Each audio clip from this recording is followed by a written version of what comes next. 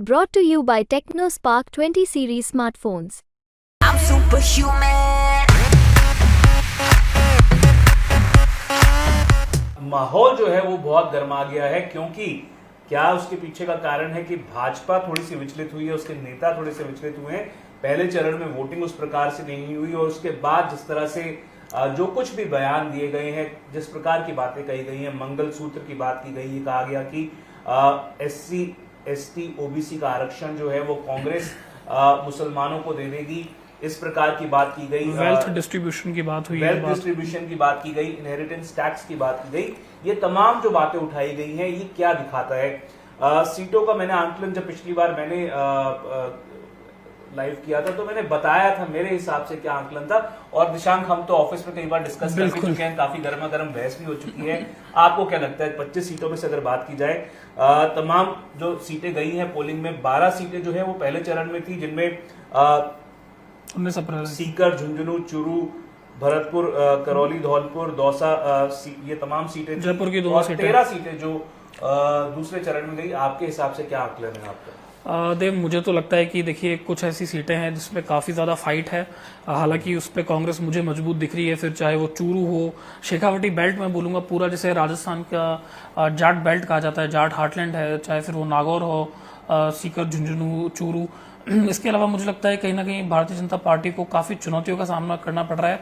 भरतपुर के अंदर, करौली, धौलपुर के अंदर भी बीजेपी पूरी तरह से कॉन्फिडेंट नहीं है। इसके अलावा बाड़मेर की एक ऐसी सीट है जिसमें आप खुद गए थे और आपका भी आकलन यही है कि शायद कैलाश चौधरी जो भाजपा के वहां से उम्मीदवार हैं, वो ऐसे पिछड़ते चले गए कि उनकी गाड़ी का गियर कभी आगे की तरफ बढ़ा नहीं। और शायद यही कारण है कि उम्मीदवार राम बेनीवाल अगर मजबूत दिख रहे हैं, तो जिस तरह से रविंद्र सिंह भाटी जो है अपने साथ बीजेपी का कोर जो कन्वेंशनल वोट बैंक अपने साथ लेके गए हैं, वहां से वो पीछे दिख रहे हैं। इसके अलावा मुझे लगता है कुछ ऐसी सीटें होंगी जहां पे अगर भारतीय जनता पार्टी उन पे मजबूती से आगे बढ़ती भी है तो शायद जीत का मार्जिन वैसा नहीं रहेगा 2019 का।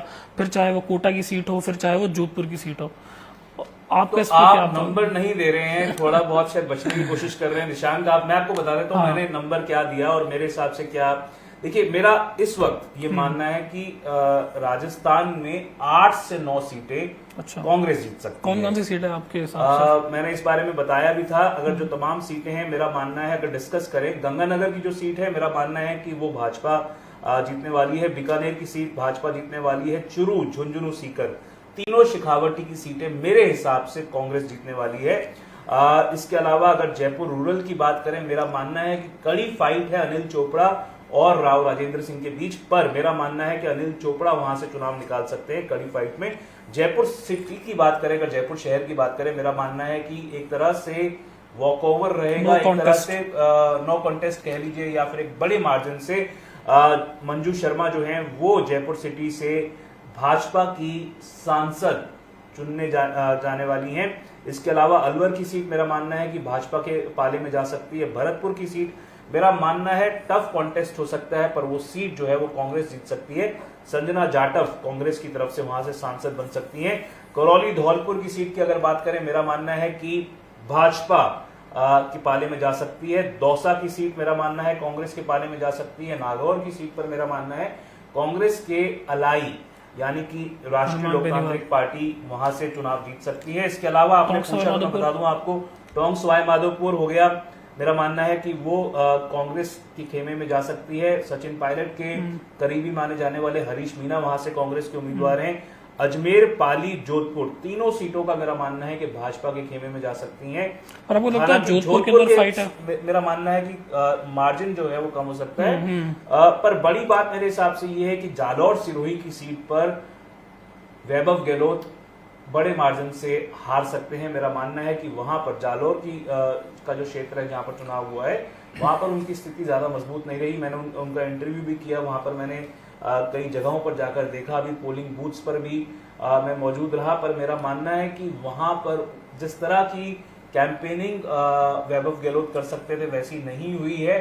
चुनाव खड़ा नहीं कर पाए। अशोक गहलोत वहां पर मौजूद थे, उन्होंने वहां पर अपने बेटे के लिए काफी कैंपेनिंग करने की कोशिश की, पर तमाम कोशिशों के बावजूद वो मुझे नहीं लगता कि कांग्रेस वहां से चुनाव निकाल पाएगी। और जितने मार्जिन से, लगभग 2,75,000 लोग, 2,72,000 के मार्जिन से वैभव गहलोत जोधपुर में गजेंद्र सिंह शेखावत के खिलाफ चुनाव आ रहे थे, और मेरा मानना है कि लगभग उतने ही मार्जिन से वो जालोर सिरोही की सीट हार सकते हैं। उदयपुर, बांसवाड़ा, चित्तौड़गढ़, उदयपुर से मेरा मानना है भाजपा जीत सकती है। बांसवाड़ा से मेरा मानना है कि बीएपी चुनाव निकाल सकती राजकुमार है। रौत। राजकुमार रौत जो है वो चुनाव निकाल सकते हैं।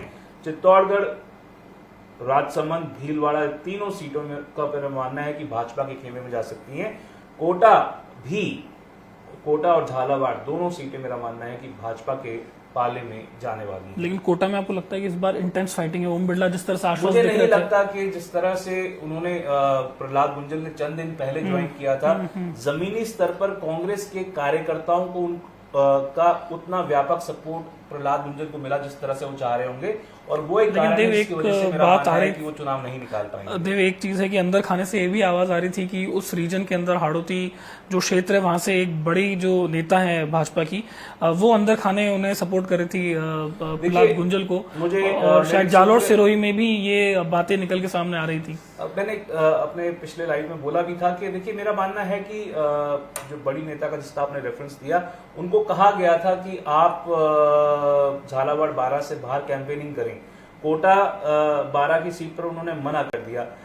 कोटा की सीट पर उन्होंने मना कर दिया। कारण ये था कि उनका जो है एक तरह से ओम बिरला के साथ पता है सभी को कि उनका अच्छा आंकड़ा नहीं है, अच्छी उनकी ट्यूनिंग नहीं है उनसे। इसी तरह से चुरू की सीट पर उनको भाजपा के लिए कैंपेनिंग करने के लिए कहा गया था। राहुल कस्बा उनके काफी करीबी माने जाते हैं, बिल्कुल कांग्रेस ज्वाइन करने से पहले, और कहीं ना कहीं वो फैक्टर रहा, उन्होंने नहीं गई वो वहां पर कैंपेनिंग करने। तो मेरे को लगता है, और जालोर सिरोही की आपने बात की, जालोर सिरोही की सीट को लेकर ऐसी अटकलें लगाई जा रही थी कि वसुंधरा राजे का एक तरह से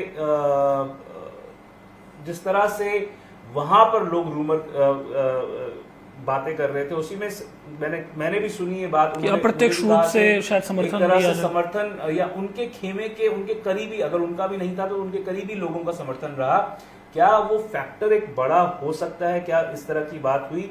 वो रिजल्ट बता सकता है। पर एक कंट्रोवर्सी इसलिए निकलकर सामने आई कि अशोक गहलोत को लेकर ये कहा जा रहा था कि अशोक गहलोत, और ये भी सोशल मीडिया पे ही कहा जा रहा था कि अशोक गहलोत जो है वो अंदर खाने उमेदवार बेनीवाल के खिलाफ काम कर रहे थे। उमेदवार बेनीवाल जो कि कांग्रेस के बाड़मेर जैसलमेर सीट से उम्मीदवार थे, वहां से ऐसा आरोप लगाया गया सोशल मीडिया पे कि अशोक गहलोत की साठगांठ थी रविंद्र सिंह भाटी से, और रविंद्र सिंह भाटी की गाड़ी का इस्तेमाल किया उन्होंने वहां पर उस एरिया में घूमने के लिए, और अंदर खाने उन्होंने सपोर्ट किया रविंद्र सिंह भाटी को। और रविंद्र सिंह भाटी की तरफ से सपोर्ट था वैभव गहलोत की तरफ। अगर इसमें कुछ सच्चाई है, मेरा मानना है कि कांग्रेस की तरफ से इस बात की तह तक जाना चाहिए, क्योंकि अगर गणेश घोगरा के ऊपर कार्रवाई हुई है, उनसे कारण बताओ नोटिस उनको जारी किया गया है, फिर पूर्व शिव के बिल्कुल उनको पार्टी से 6 साल के निष्कासित किया गया है। इसके अलावा जो पूर्व पीसीसी के सचिव रहे हैं BS शेखावत, वैभव गहलोत की शिकायत पे उन्हें भी अमीन खान की तरह 6 साल के लिए निष्कासित किया। तो ये बताता है कि किस तरह का जो अंतरकलह है वो चुनाव समाप्त होने के बाद धीरे धीरे पार्टी से बाहर निकल के आने लगा है। तो इस पे भी हम डिस्कस करेंगे। लेकिन आपको क्या लगता है कि अगर, ये मेरा छोटा सा सवाल है कि अगर भारतीय जनता पार्टी ने बाड़मेर जैसलमेर पे जिस तरह का जोर आजमाइश की, अपने इतने सारे स्टार प्रचारकों को वहां पे लामबंद किया, अगर इतना ही वो अपने रिसोर्सेज को दौसा या टॉक्सा या माधोपुर में लगाते तो कहीं ना कहीं शायद भारतीय जनता पार्टी के जो नेता हैं उनके चेहरों पे इतनी शिकन नहीं होती सीटों को लेकर। उन्होंने इतना जोर बाड़मेर जैसलमेर सीट को लगाया कि अंत में ऐसा लग रहा था चुनाव से कुछ दिन पहले कि 25 सीटों पे शायद बीजेपी के लिए चुनाव इसी सीट पे हो रहा है, सबसे ज्यादा उनके लिए महत्वपूर्ण है। देखिए, मैं ये नहीं कहूंगा कि उन्होंने अपना पूरा जोर बाड़मेर जैसलमेर सीट पे लगाया, पर ये सही बात कह रहे हैं कि आप डिस्प्रोपोर्शनेट जोर लगाया गया वहां पे। एक तो ये कि वहां पे केंद्रीय मंत्री बीजेपी के उम्मीदवार थे। एक मंत्री का हार जाना बहुत शर्मनाक होता अगर रिजल्ट ये दिखाएगा कि कैलाश चौधरी चुनाव हारेंगे। और दूसरी बात ये है कि एक तरह से प्रेस्टीज इशू उन्होंने बनाया था, क्योंकि रविंद्र सिंह भाटी जो है राजपूत नेता हैं, बीजेपी में बड़े ब्रीफली रहे भी हैं। उसके बाद छोड़ के उन्होंने निर्दलीय चुनाव लड़ा, शियो विधानसभा सीट से चुनाव जीता, और अगर वो चुनाव हराने में कैलाश चौधरी को सक्षम साबित होते हैं तो मानकर चलिए न केवल वो एक लोकसभा की सीट जीतेंगे, पर रविंद्र सिंह भाटी उस इलाके की पूरी पॉलिटिकल लैंडस्केप को बदलने में, वो जो पश्चिमी राजस्थान की पूरी राजनीति है, जैसलमेर बाड़मेर, और एक उभरता हुआ नेता, एक ऐसा नेता जो कि कई राजपूत नेता भाजपा के गजेंद्र सिंह शेखावत, राजेंद्र राठौड़, जो कि सालों नहीं दशकों से पार्टी में बने हुए हैं, एक तरह से अब वो उस इलाकों के अपने जो हैं वो मठाधीश हो गए हैं। बिल्कुल बिल्कुल। तो उनकी राजनीति कहीं ना कहीं खतरे में पड़ सकती है। तो शायद एक वो भी कारण था कि इस तरह से इस व्यापक स्तर पे रविंद्र सिंह भाटी को हराने की कोशिश की गई है क्या। और आपने ये भी देखा होगा सोशल मीडिया पे कई प्रकार के आरोप लगे उनके ऊपर, उनको एक एंटी नेशनल व्यक्ति के साथ, वो प्रोफेसर के साथ उनके जो फोटोज वायरल हुए इसके बाद उन्होंने जवाब भी दिया। ये तमाम जो बातें हैं, ये तमाम बातें हैं वो दिखाती हैं कि रविंद्र सिंह भाटी से कहीं ना कहीं भाजपा विचलित हुई है और वहां पर इस तरह से इस कदर जोर लगाने की कोशिश की है, वो सीट निकालने की कोशिश की गई है भाजपा के द्वारा।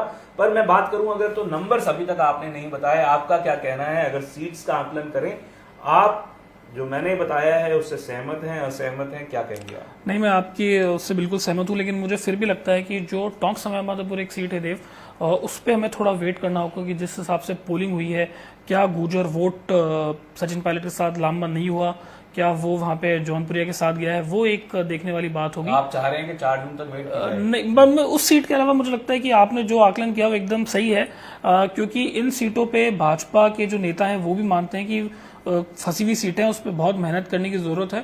और भाजपा का भी एक आकलन था कि जहां पे हम पिछली बार 2019 में जहां जीत का मार्जिन 2 लाख या 1 लाख रहा है, वहां पे हमें और मेहनत करने की जरूरत पड़ेगी। तो और शेखावटी की तीनों सीटों पे मान रहे हैं कि तीनों सीटें? मुझे लगता है कि जिस तरह से अग्निवीर हो या जिस तरह से जो एक बड़ा तबका जो जाट समुदाय का है उसका भारतीय जनता पार्टी से बिखरना, और चुनाव के वक्त विधानसभा के चुनाव के वक्त भी हमें वो गुस्सा दिख रहा था।